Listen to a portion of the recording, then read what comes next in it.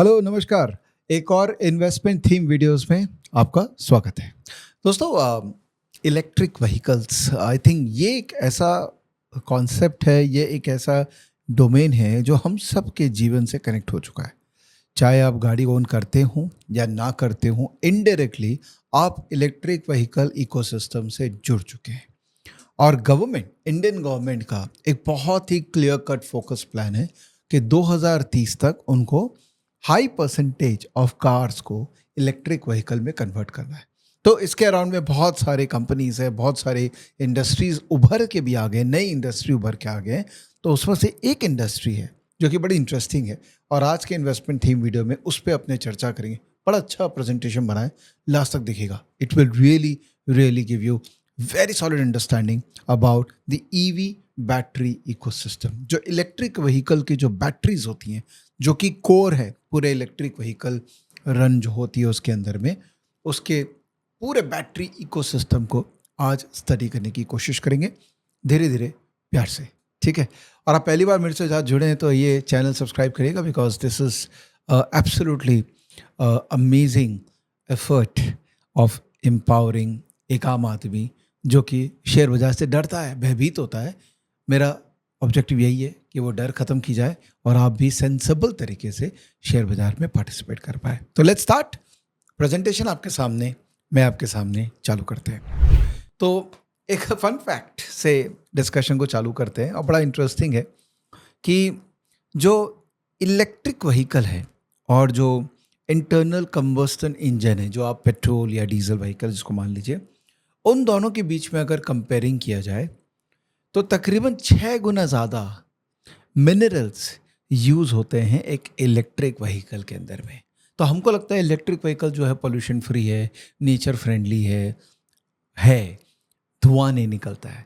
But nature के जो minerals होते हैं उनका यूजेज एक्चुअली ज़्यादा होता है वेज़ावेज़ एक नॉर्मल ICE व्हीकल के अंदर में। तो ये इससे हम चालू करते हैं। नहीं, नथिंग नेगेटिव और पॉजिटिव अबाउट इट, खाली एक फन फैक्ट है जो आपको मैं सोचा पता होना चाहिए, और हमने कुछ सोर्सेस से फन फैक्ट्स लिए हैं, तो जिसका आपको इन्फॉर्मेशन भी हमने यहाँ पर दे दिया है। ठीक है। अब वैल्यू चेन के बारे में स्टडी करते हैं। बाय द वे, हमने ये सारा कंटेंट ना कुछ अच्छे रिपोर्ट से ही लिया होगा। हमारी टीम का काम क्या है कि वो मल्टीपल रिपोर्ट्स पढ़ते हैं और एक फ्रेमवर्क बना के प्रेजेंटेशन तैयार करते हैं और मुझे नॉलेज गेन करते हैं। तो again, before I start, I have to salute to people. एक, जिन्होंने रिपोर्ट बनाए हैं, हम उनको क्रेडिट भी यहाँ पर दे रहे हैं, तो सल्यूट, आपने मेहनत किया और हमारे जैसे लोगों को नॉलेज प्रोवाइड किया। और दूसरा, मेरी टीम जो कि लगी हुई रहती है मेरे लिए इस पूरे प्रोसेस में। तो वैल्यू चेन, तो battery, EV battery system value chain, ये पूरा इसको एक बार स्टडी करते हैं तो इसको 3 भाग में डिस्ट्रीब्यूट कर सकते हैं: अपस्ट्रीम, डाउनस्ट्रीम और फाइनल प्रोडक्ट। तो प्रोसेस बड़ा सिंपल सा है। रॉ मटेरियल है, रॉ मटेरियल को रिफाइन किया जाता है। रिफाइन होने के बाद में मैन्युफैक्चरिंग इक्विपमेंट बनता है, जिसमें electrode, anode, cathode, separator, electrolytes और अदर, ये सब यूज़ होते हैं, जिससे बैटरी सेल्स बनते हैं। बैटरी सेल्स फिर टेस्टिंग इक्विपमेंट में कन्वर्ट होते हैं, बैटरी पैक में कन्वर्ट होता है, जिसमें बैटरी पैक इवेंचुअली एक बैटरी सिस्टम में जाता है, जिसमें बैटरी भी है, कूलिंग सिस्टम भी है, स्टेशनरीज भी है, बहुत सारी है। वो काफ़ी साल तक चलता है। उसके बाद वो सेकेंडरी, एक रिसाइकल सेकेंडरी लाइफ बैटरी बन जाती है, और रिसाइकल में जाके वापस से वो रॉ मटेरियल रिफाइनमेंट जो जर्नी है उसके अंदर में उसका समापन हो जाता है। तो ये पूरा एक साइकिल है जो typical battery manufacturing, EV particular battery manufacturing process का पार्ट है। तो जैसा कि मैंने कहा, 3 स्टेजेस होते हैं: अपस्ट्रीम, मिड स्ट्रीम और डाउनस्ट्रीम। अपस्ट्रीम के अंदर में होता है मिनरल्स, जो लिथियम जहाँ से निकलता है। Lithium is a major source of battery manufacturing. जितने भी आप मिनरल अल्टीमेटली लेते हैं, माइनिंग करते हैं, उसमें से 6% जो है वो लिथियम में इवेंचुअली कन्वर्ट होता है। मिड स्ट्रीम का मतलब हो गया, ये जो लिथियम कंसंट्रेशन मिला, इसको लिथियम कार्बोनेट LiCO3 और लिथियम हाइड्रोक्साइड में कन्वर्ट करता है, which helps in production of cathodes and anode power. Downstream के अंदर में हो गया मैन्युफैक्चरिंग ऑफ इलेक्ट्रोड, कैथोड और anode, cell assembly, packing of assembly and battery recycling. ये पूरा डाउनस्ट्रीम का पार्ट हो गया। Upstream, mid stream, downstream. एक टिपिकल बैटरी का पूरा केमिस्ट्री को अगर देखें तो उसके कॉस्ट कंपोनेंट्स में हम स्टडी करें, एक लिथियम सेल बैटरी का बात कर रहे हैं तो उसके अंदर में कैथोड जो है वो 30 से 35% है, anode 15 to 20%, electrolyte and salts 10 to 12%, separator 8 से 10%, कॉपर फॉयल 15% और अदर्स 15%. कैथोड का क्या पर्पस है? कैथोड बेसिकली डिफाइन करता है लिथियम सेल को और उसके कैरेक्टर को. अलग अलग तरीके के लिथियम आयन वेरिएंट्स हैं, जैसे NMC, LFP, NCA, इन सब के बारे में अपने बात करेंगे बाद वाली स्लाइड्स में. एनोड जो है वो कार्बन ग्राफाइट है, इसमें मैक्सिमम ग्राफाइट यूज होता है. Carbon graphite of high purity grade with fluoropolymer binders, ठीक है, इससे एनोड बनता है. तो कैथोड एनोड. फिर electrolyte and salts. Electrolytes are typically carbonated based organic solvents, और solvents comprises of lithium salts and additives, ठीक है. उसके बाद है सेपरेटर, जो कि एक पतली सी फिल्म होती है जो प्लास्टिक PP या LPTE से बनती है, जो स्टेबिलिटी, स्ट्रेंथ और पोरोसिटी देती है उस पर्टिकुलर बैटरी के पैक को. और फिर कॉपर फॉयल यूज होता है for as a current collector and on anode and others. तो ये पूरा एक बैटरी का मैन्युफैक्चरिंग जर्नी है. इसी को हमने एक पिक्टोरियली भी प्रेजेंट कर रखा है यहाँ पे. बेसिकली नेगेटिव करंट प्रोवाइड करता है कॉपर कलेक्टर, जो कॉपर कलेक्ट करता है, और पॉजिटिव करंट जो कलेक्ट करता है वो एल्यूमिनियम होता है, और बीच में होता है लिथियम आयन जो कि कोर है. और उससे कनेक्टेड क्या क्या रहते हैं उससे, जैसे कैथोड एक्टिव मटेरियल कनेक्टेड है, सेपरेटर पॉलीथीन है, इलेक्ट्रोलाइट जो डार्क पोर्शन है उसको कहते हैं ग्राफाइट, जो कि मेन कंपोनेंट है एनोड का. ये सब कंबाइंड करके इलेक्ट्रॉन्स प्रोड्यूस करता है, जिससे पावर प्रोड्यूस होता है. तो ये बड़ा सिंपल सा चार्ट हमने प्रेजेंट कर दिया. आई थिंक कॉन्सेप्चुअली अब आप इस चीज़ को समझ पा रहे होंगे. मेरे लिए बहुत अच्छी लर्निंग थी जब मैं ये चार्ट अपनी टीम से समझ रहा था. तो इसका वैल्यू चेन को अगर थोड़ा सा और थोड़ा साइंटिफिक केमिस्ट्री का अगर थॉट प्रोसेस देखें तो स्लरी मिक्सिंग होती है. Active material, binder, conducive agent and other additives are mixed in creating a specific mass ratio. फिर उसके बाद कोटिंग और डाइंग होती है, फिर कैलेंडरिंग होती है, फिर कटिंग इलेक्ट्रोड्स होती है, फिर सेल असेंबलिंग होती है, और फिर finally packaging and electrolyte filling होती है. वैसे प्रेजेंटेशन में आपके साथ में शेयर कर दूंगा. मेरा कुछ भी नहीं है, जो लोगों से लिया हुआ है वही आप तक पहुंचा रहा हूँ, और ऑब्वियसली इस प्रोसेस में लोगों को क्रेडिट भी दे रहा हूँ. अगर इंडिया का वैल्यू चेन को समझें इसको डीपली, तो रेड है जो इंडिया का बॉटलनेक है, जो इंडिया के पास में, सॉरी, रेड है जो इंडिया के पास है, जो ऑरेंज, आई थिंक ये gold, I don't know what colour it is, but ये दूसरा जो कलर है वो बेसिकली सप्लाई चेन बॉटलनेक को रिप्रेजेंट करता है. और ये पूरा प्रोसेस के अंदर में रॉ मटेरियल के अंदर से इंडिया में लिथियम, निकल, कोबाल्ट ये नहीं है हमारे पास में. We are dependent on other countries for this. Spherical graphite हमारे पास नहीं है, but needle, coke, coal, tar pitch ही हमारे पास में है. कॉपर, एल्यूमिनियम हमारे पास है. ये सब कुछ मिला के अल्टीमेटली कंपोनेंट्स बनते हैं. सो कैथोड, जैसे इंडिया लार्जली कैथोड हमारे पास नहीं है. बहुत सारे कैपेसिटी आ रहे हैं जो कैथोड वो बनाएंगे, बट हमारे पास नहीं है. Largely dependent on countries like China है, और वो मैं बताऊंगा कैसे चाइना पे घनघोर डिपेंडेंसी है पूरी दुनिया की इस पूरे वैल्यू चेन के अंदर में. So cathode, anode, current collector foil और इलेक्ट्रोलाइट और सेपरेटर, ये कंपोनेंट्स हो गए जो इवेंचुअली सेल मैन्युफैक्चरिंग में जाता है. तो रेड आप दिख रहा होगा, इसका मतलब इंडिया असेंबलिंग अच्छा कर रहा है. चारों तरफ से हम लेके असेंबलिंग कर रहे हैं और सेल को मैन्युफैक्चर कर रहे हैं, जो कि इलेक्ट्रिक व्हीकल के एप्लीकेशंस में जाता है, और उसके बाद ग्रिड स्टोरेज और इलेक्ट्रॉनिक्स में जाता है. वो भी इंडिया के अंदर में अभी धीरे धीरे हम देख रहे हैं. Okay, so we are not self sufficient in this domain, but yes, government चाह रहा है कि हम धीरे धीरे जितना हो सके उतना सेल्फ सफिशिएंसी की तरफ मूव कर पाए. ये कैथोड्स और एनोड के कंपोजिशंस को अगर हम स्टडी करें तो there are various possible compositions for cathodes, but there is hardly any substitute for graphite in anode. Anode जो है ना, उसमें ग्राफाइट ही यूज होता है. ऑलमोस्ट 90%, 95% जो ग्राफाइट यूज होता है, देखिए यहाँ पर दिखा हुआ है 95%. लेकिन कैथोड के अंदर में लिथियम, LFP, NMC11, NCA. तो LFP में लिथियम और अदर से 83%, NMC के अंदर में लिथियम में मैंगनीज है और कोबाल्ट है, और NCA के अंदर में एल्यूमिनियम है, कोबाल्ट है और निकल है. तो अलग अलग तरीके के कंपोजिशन से कैथोड बनता है, बट अल्टीमेटली एनोड जो है, जो कि नेगेटिव करंट पास करता है, दैट वो ग्राफाइट से ही बनता है. टोटल एड्रेसेबल मार्केट देखें दुनिया भर के अंदर में, तो अगर हम battery overall, not just EV but overall battery को अगर हम देखें तो सबसे ज़्यादा बैटरी का एप्लीकेशंस हुआ इलेक्ट्रॉनिक्स में, जो कि हम घर में यूज़ करते हैं ना, पेंसिल बैटरी वगैरह, इलेक्ट्रॉनिक्स में सबसे ज़्यादा एप्लीकेशन है। सेकंड एप्लीकेशन बैटरीज का है टू व्हीलर और थ्री व्हीलर के अंदर में। फिर उसके बाद है बसेस के अंदर में। कार के अंदर में एप्लीकेशन है, बहुत स्कोप है, एप्लीकेशन है, क्योंकि कार बहुत सारी है ना। लाइट ट्रक के अंदर एप्लीकेशन है। सबसे कम एप्लीकेशन बैटरीज का जो है वो हेवी ट्रक्स के अंदर में। तो आप इमेजिन कर सकते हैं ये पूरा जो इंडस्ट्री है ना बैटरी वाला, इसके स्कोप कितने ज़्यादा है। और जैसे जैसे हम हायर एंड में अप्लाई करने का बात करते हैं तो ऑब्वियसली एक ऑर्डिनरी बैटरी हाई एंड गाड़ियों में नहीं लग सकती है। तो there is a scope of application of high end process engineering of producing batteries in high end cars. Lithium के रिजर्व की बात करें, लिथियम एक one of the major sources of battery है, as one of the major component of battery. Lithium reserve की बात करें तो सबसे ज़्यादा रिजर्व है चिली के अंदर में। Chile is suppose to be one of the largest country in terms of mineral resources everywhere. In fact copper का भी सबसे बड़ा रिसोर्स जो है वो चिली ही है। Second is Argentina, Australia, then Argentina, then China, and there on small reserves are available in US, Canada. India में ना अभी कोई वैसा रिजर्व, एक जम्मू कश्मीर में एक रिजर्व मिला है लिथियम का, पर उसको निकालने में काफ़ी समय लगेगा। तो अभी इंडिया यहाँ पर मेंशन नहीं है, क्योंकि अभी हमको ये नहीं पता है कि वो अल्टीमेटली प्रोडक्शन में कब आएगा। सो global lithium reserve is 28 MMT, जिसमें एनुअल माइनिंग हो रहा है केवल 180 KT, जो कि 2023 में हुआ है।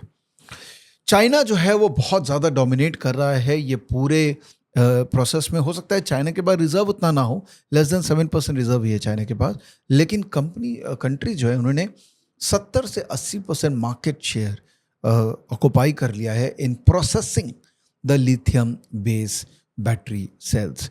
उससे क्या हुआ है कि पूरे दुनिया का जो डिपेंडेंसी है ना चाइना पे, वो घनघोर हो चुका है। और इसका डेटा आपको यहाँ ज़्यादा नज़र आएगा। आप देखिए ये जो रेड है ना, ये रेड पूरा चाइना है। तो हर प्रोसेस के अंदर में चाइना का डोमिनेंस आपको क्लियरली नजर आएगा।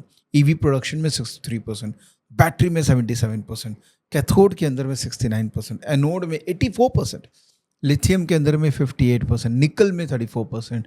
तो there is no doubt that China has played this very very sensibly.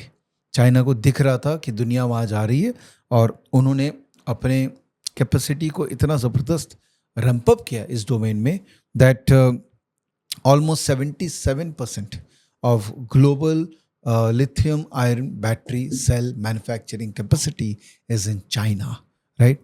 एक जस्ट डेटा है, इंटरेस्टिंग डेटा है कि चाइना के पास में 900 गीगावाट का कैपेसिटी है, और इंडिया 2030 में 150 से 160 गीगावाट की कैपेसिटी प्लान कर रहा है। तो आप इमेजिन कर सकते हैं कि चाइना ऑलरेडी इतने लेवल पे जा चुका है इस डोमेन में कि इंडिया को कैचअप करना है। तो हमारा dependency on China on this domain will be very very high, and we have to live with it. इसको कहते हैं विजन।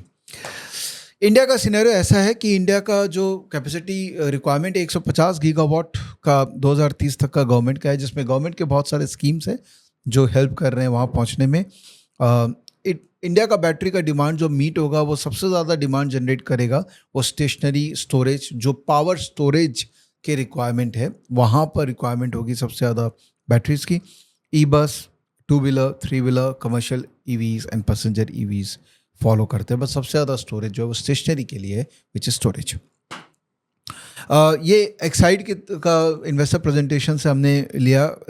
एक्साइड कह रहा है कि ये जो 2030 में इंडिया का जो डिमांड आ रहा है बैटरी का, उसमें सबसे ज़्यादा कंट्रीब्यूटर रहेगा मोबिलिटी का, वेयर ऑलमोस्ट 100 to 110 गीगावाट जो है मोबिलिटी से आएगा, बाकी 50 से 60 जो है वो स्टेशनरी से आएगा। स्टेशनरी का मतलब हो गया रिन्यूएबल्स जो प्रोड्यूस होके जो स्टोरेज के लिए चाहिए। ये देखिए वो सोलर और विंड से जो आते हैं ना पावर, वो अल्टीमेटली स्टोर करने के लिए हमको बैटरी चाहिए, तो वो इसकी बात कर रहे हैं। स्टैटिक रिन्यूएबल बैटरी जो गवर्नमेंट का भी फोकस है कि हम उसको और रैंप अप करें, और टेलीकॉम जो 5G रोल आउट होगा उस पर भी जो बैटरी लगेगी वो इस तरह की बैटरीज होगी। गवर्नमेंट के पॉलिसी स्टांस काफ़ी है, जैसे auto PLI, state EV policies and fame के बारे में आपने सुना होगा कि काफ़ी EV मैन्युफैक्चरर जो है वो फेम से इंसेंटिव लेके बैटरी में काम कर रहे हैं। तो FAME extension, these are the 3 government initiatives to make sure that we reach the target of 150-160 gigawatt. तो battery has amazing run 33% CAGR में ग्रो किया है 1992 से, और आने वाले टाइम के अंदर में 45% CAGR आफ्टर कोविड। ये डिमांड फ्यूल हो रहा है। सबसे ज़्यादा डिमांड जनरेट जो हो रहा है वो पैसेंजर ईवी से हो रहा है, और सेकेंडरी जो बाकी जो स्टैटिक है कमर्शियल ईवीज़ है उनमें भी डिमांड जनरेट हो, सबसे बड़ा डिमांड जो है वो पैसेंजर ईवी से जनरेट हो रहा है। बैटरी डिमांड में EV still accounts for 75% of the total battery demand. As I have said, EV जो है, इलेक्ट्रिक व्हीकल्स जो है वो ऑलमोस्ट 74% डिमांड जनरेट करते हैं। स्टैटिक जो है वो ऑलमोस्ट 16% डिमांड कंट्रीब्यूट करते हैं, विच इज़ बैटरी स्टोरेज। और with in storage battery have huge potentially accounting for 35% of India's peak demand. तो अगर आप ये देखें चार्ट, यूरोप, इंडिया और इंडोनेशिया है। यूरोप के अंदर में डेली डिमांड इतना होता है स्टोरेज का। सोलर स्टोरेज जो होती है, जब पीक होता है तो उसका डिमांड कम हो जाता है। बट बेसिकली पॉइंट है कि battery storage becomes a very very important part of this EV revolution. आप देखिए इंडिया में भी पीक डिमांड के अंदर में सबसे ज़्यादा रिक्वायरमेंट फुलफिल जो होती है वो बैटरी स्टोरेज से होती है, राइट। तो इंडिया ने बहुत सारे इंसेंटिव स्कीम्स अभी डाल रखे हैं, जैसे फेम एक इंसेंटिव स्कीम था। अभी एक और इंसेंटिव स्कीम आया था, प्रधानमंत्री E drive scheme, which is electric drive revolution in innovative vehicle enhancement. इसके अंदर में तकरीबन 109 बिलियन रुपी, 109 बिलियन रुपी कितना हुआ, करीबन आई थिंक 10,900 करोड़ हुए ना। 1 बिलियन होता है 100 करोड़ रुपी, 1 मिलियन होता है 10 लाख, तो 1 बिलियन हो गया 100 करोड़ रुपये। तो 10,900 करोड़ जो है वो इंसेंटिव दिया जाएगा आने वाले 2 साल में, जिसमें 2,700 crore is basically for electric vehicles, 2 wheeler and 3 wheeler, 440 crore और 4,400 करोड़, 44 बिलियन रुपी 14,000 इलेक्ट्रिक व्हीकल के लिए, बसेस के लिए 5 बिलियन जो है वो इलेक्ट्रिक एम्बुलेंस और ट्रक्स के लिए, 20 बिलियन पब्लिक चार्जिंग स्टेशन के लिए, और 7.8 बिलियन जो है वो गवर्नमेंट के टेस्टिंग फैसिलिटीज़ को अपग्रेड करने के लिए। तो there is a fair bit of focus by the government, और सबसे ज़्यादा जो है पैसा जो जा रहा है वो ब्लू के लिए जा रहा है, विच इज़ इलेक्ट्रिक 2 व्हीलर्स और इलेक्ट्रिक 3 व्हीलर्स के लिए। ओके, चाहे वो PM ई ड्राइव है, चाहे EMPS है, चाहे फेम 2 है, सबसे ज़्यादा पैसा उसके लिए जा रहा है। फिर उसके बाद ई बसेस के लिए जा रहा है, और फिर उसके बाद 4 व्हीलर्स के लिए जा रहा है। ओके, कुछ कंपनीज की बात करते हैं। तो ये जो कैपेसिटी इंडिया में आने वाला है, इस कैपेसिटी में कौन सी कंपनीज लगी हुई हैं इस कैपेसिटी में पार्टिसिपेट करने में? सबसे बड़ा प्लेयर इसके अंदर में ओला इमर्ज हो रहा है। वो चाहते हैं कि बैटरी के अंदर में बड़ा काम करें। फिर टाटा, अगटास, अडानी, रिलायंस, JSW ग्रुप, अमर राजा, एक्साइड, महिंद्रा, गोडी, IBM, IBC, ensure, Rajesh export, L&T, सब अपने लेवल पे लगे हुए कि वो ये जो पूरा गेम प्लान है बैटरी का, इसके अंदर में बैटरी का मैन्युफैक्चरिंग कैपेसिटी में किसी तरीके से पार्टिसिपेट करे। कोई X तरीके से पार्टिसिपेट करेगा, कोई Y तरीके से पार्टिसिपेट करेगा। ऐसा नहीं हो सकता कि सब कोई जो है वो पूरा मैन्युफैक्चरिंग कर रहे हैं यहाँ से वहाँ तक, नहीं। जैसे लाल वाले जो हैं वो LFP, तो ये जितने भी LFP वाले हैं, ठीक है, कैथोड्स जो मैंने आपको बताया था LFP वाला, NMC 30% है, निश 5% है, LCO 5% है। तो सब अपने अपने तरीके से एक्सपेंशन कर रहा है।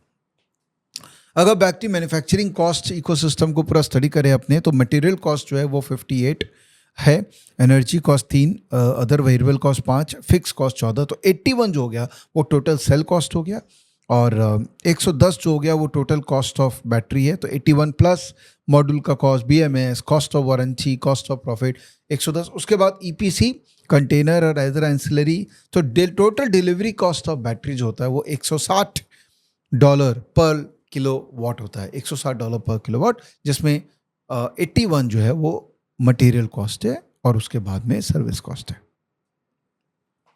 चलिए एक एक करके बात करते हैं। पहले कैथोड की बात करते हैं। तो कैथोड जो है वो पॉजिटिव चार्ज करती है बैटरी पावर जनरेट करने के लिए। इसके अंदर में high component of lithium cell use होता है। सोर्स ऑफ एनर्जी जो है वो लिथियम सेल से ही है। जनरली 2000 से 2200 ton of LFP cathode active material is used पर gigawatt of power. Indian market के अंदर में 100 gigawatt of battery capacity will be requiring 200 to 220 KT of LFP। इसमें कौन कौन सी कंपनीज इन्वॉल्व है जो केपेक्स कर रही हैं? Himadri chemical, Himadri speciality, Gujarat fluorochemicals, Epsilon, Altmin, SRF, IFFCO. ये कंपनीज है वो या तो केपेक्स कर रही हैं या MOU कर रही हैं। They are basically present in this domain of producing cathode. उसके बाद है एनोड जो कि नेगेटिव चार्ज करती है, तो एक तरफ से पॉजिटिव चार्ज, तरफ से नेगेटिव चार्ज, तभी करंट क्रिएट होता है, राइट? ये आपने भी पढ़ा होगा स्कूल में। तो इसमें कौन कौन इन्वॉल्व है? इसमें हिमाद्री स्पेशलिटी, इन्होंने 12.79% स्टेक एक्वायर किया था। कंपनी है सिकोना जो कि हाई कैपेसिटी एनोड में इन्वॉल्व है। Then you have Epsilon, HEG और तिरुपति ग्राफाइट। आई थिंक इसके अंदर में Epsilon is a private company if I am not wrong. तो ये सारी कंपनीज है जो एनोड के डोमेन में इन्वॉल्व है। Electrolytes which is medium for movement of ions, जो कि मूवमेंट के कारण ही पावर क्रिएट होता है।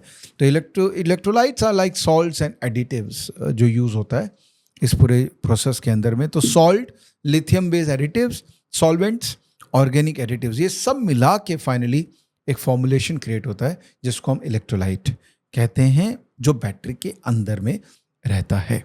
ओके, सो की इन्वेस्टमेंट्स जो इस डोमेन में किया हुआ है ये प्रेजेंटेशन में दे दूंगा, इसके अंदर में सारा डिटेल्स है और मेरा कुछ नहीं है, ये सब लोगों ने दिया है तो मैं आपके साथ शेयर कर रहा हूँ। गुजरात फ्लोरोकेमिकल, उन्होंने काफ़ी कैपेक्स कर रखा है।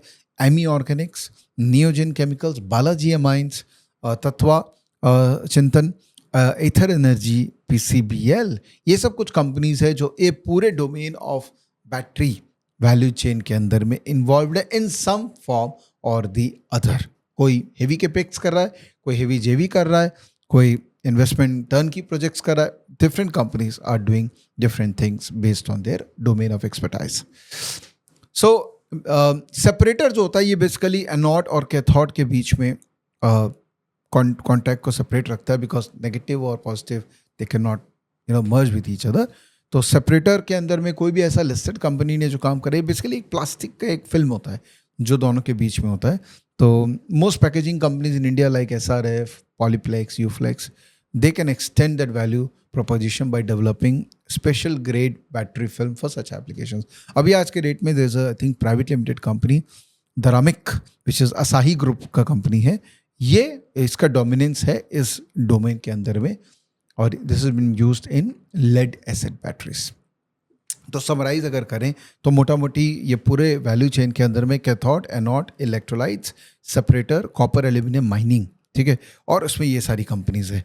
तो ये मैंने सारी कंपनीज को क्या किया बेस्ड ऑन, बिकॉज ये लिस्टेड कंपनीज है, बाकी अनलिस्टेड कंपनीज को मैंने एक बार छोड़ दिया, तो ये सारी लिस्टेड कंपनीज को मैंने ट्रेडिंग व्यू के अंदर में डाल दिया। आपको तो पता है ना मेरा इन्वेस्टमेंट थीम में कैसे वर्क करता हूँ, मैं ये सारा कंपनीज का डेटाबेस को स्टॉकेज और ट्रेडिंग व्यू के अंदर में डाल लेता हूँ। ट्रेडिंग व्यू से मैं इन्वेस्टमेंट थीम्स के चार्ट को स्टडी करता हूँ और जब मुझे लगता है कि ये स्टॉक के अंदर में मोमेंटम है मैं उसमें पार्टिसिपेट करता हूँ। क्लासिक केसेस, डिक्सन, CDSL और इतने सारे कंपनीज में हम लोगों ने काम किया और स्टॉकेज के अंदर में वॉच लिस्ट बना लेता हूँ जिससे मैं डेटा एनालिटिक्स करता हूँ कि इसमें किस में डिलीवरी बढ़ रही है, किस में इनसाइट है, किस में अनाउंसमेंट आया है, किस में क्या हुआ है, वो सारा मैं इसके थ्रू करता हूँ। तो अगर आप ये डोमेन में इंटरेस्टेड है तो मैंने तो आपको बेसिक नॉलेज तो दे दिया, अब इस पे और फर्दर नॉलेज आप बिल्ड कीजिए। You can use ChatGPT for further more understanding of this particular domain, तो आप वो कर सकते हैं।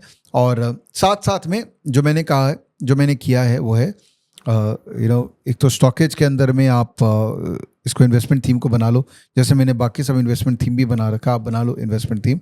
सो स्टॉकेज में EV बैटरी थीम में मैंने 16 कंपनीज ऐड कर दिए, मैं आज सुबह ही किया हूँ और इसको मैं ट्रैक करूँगा, इनके इनसाइट्स को देखूँगा, कौन बढ़ रहा है कौन घट रहा है, डिलीवरी चेक करूँगा, इनके टेक्निकल पैरामीटर्स को देखूँगा, जिसमें मोमेंटम होगा मैं उसमें पार्टिसिपेट करूँगा। आई एम वेरी क्लियर, अगर मोमेंटम नहीं होगा तो मैं उस स्टॉक में नहीं पार्टिसिपेट करूँगा, but I am not a value investor, I am a momentum investor. So I will wait for a stock to go above all the major moving averages before I decide कि yes now the momentum has emerged and I won't mind buying the stock on the momentum। तो ये हो गया मेरा stockage के through. और trading view के अंदर में मैंने ये वाला वॉचलिस्ट आपके साथ में मैंने शेयर किया हुआ है, VB इन्वेस्टमेंट थीम, इस वीडियो के नीचे फिर शेयर कर दूंगा। ये सारे स्टॉक मैंने यहाँ पर डाल दिया। अब मुझे क्या करना है, मुझे इन स्टॉक्स में खाली ट्रैक रखना है कि जब मुझे मोमेंटम दिख रहा है यहाँ पे, अभी जैसे मोमेंटम इसमें नेगेटिव है तो मैं नहीं देखूंगा, इसमें मोमेंटम पॉजिटिव है तो मैं इसको देख सकता हूँ। तो जो स्टॉक के अंदर में ये वीकली चार्ट है, वीकली चार्ट में RS21 ग्रीन होगा, उस स्टॉक में मेरा इंटरेस्ट होगा only and only if I am convince with this story. देखिए इतने सारे इन्वेस्टमेंट थीम हम लोग रिकॉर्ड कर रहे हैं, कितने कर लिए मैंने, जैसे ये वाला पूरा मैं इन्वेस्टमेंट थीम देखो तो इसमें मोर देन 300 स्टॉक्स हो गए। ऐसा तो नहीं कि सारे 300 स्टॉक्स पे अपने काम करेंगे, नहीं नहीं नहीं, अपने को क्या करना है, अपने को उन थीम्स में फोकस करना है जहाँ मोमेंटम है। और ये 350 स्टॉक के अंदर में प्रॉब्ली 15-20 स्टॉक्स होंगे जहाँ position at any point of रहेगा और हम उसको राइड करेंगे बिकॉज उनके अंदर में मोमेंटम इंटैक्ट है। Repeating, it's important for you to get convince with this theme. मेरे इस वीडियो से आप कन्विक्शन नहीं डेवलप कर सकते, मेरे इस वीडियो से आप इंट्रोड्यूस हो गए थीम से, एक बेसिक आपका एक फर्स्ट स्टेप और मे बी सेकेंड स्टेप आपने ले लिया कि आप मुझसे भी सुन रहे हैं तो आपको सही में अच्छा लग रहा होगा। अब यहाँ पर आपको कम से कम 30 घंटा अपना भी होमवर्क करना पड़ेगा, फिर आप इस इन्वेस्टमेंट थीम से कन्विंस होंगे, फिर आप उसमें से जो स्टॉक्स आ रहे हैं उनमें बड़ा पैसा डाल पाएंगे। आप ये नहीं करेंगे तो फिर it will be just a theoretical exercise and it will not help you in any manner. Alright, so quickly जाने से पहले देयर आर सम कंपनीज जिनको बेनिफिट भी मिला है ये पूरे गवर्नमेंट की स्कीम्स वगैरह से, जैसे रिलायंस, ओला, राजेश एक्सपोर्ट, एक्साइड, अमर राजा बैटरी, ये सारी कंपनीज है जो ये पूरे लिथियन सेल मैन्युफैक्चरिंग कैपेसिटी में लगे हुए हैं और ट्राई कर रहे हैं 2030 तक का जो गवर्नमेंट का एस्पिरेशन है उसमें वो भी अच्छे से पार्टिसिपेट कर पाए। कुछ लोगों को पर्पस भी डिफाइंड है कि कुछ लोग इलेक्ट्रिक मोबिलिटी के लिए कर रहे हैं, कुछ लोग स्टोरेज के लिए कर रहे हैं, तो सारा डिटेल जो है वो आपके सामने यहाँ पर अवेलेबल है। Alright, so are we done? Are we done? Yes, we are done. We are done with this. So thank you so much to all the people who have actively contributed on internet और research report, जैसे कुछ नाम यहाँ मैंने mention कर रखा है, Ambit Capital, Avendus, Jefferies, City Research, companies के रिपोर्ट, GrowthX, EV Thesis, और obviously हमारा भी जो स्टडी चलता रहता है इंटरनेट पे और ChatGPT यूज़ करके हम कोशिश करते हैं कि हम और चीज़ों को डिकोड कर सकें आपके लिए। अगर आपको पसंद आया video, do share with everyone, because ये बहुत बेसिक वीडियो है, जितना शेयर करेंगे उतना लोग समझेंगे और समझेंगे तो हो सकता है उसमें से कुछ लोग इस चीज़ पे और अपना नॉलेज को बिल्ड कर पाए। थैंक यू ये वीडियो देखने के लिए, लास्ट तक रहने के लिए। बाय बाय, जय हिंद।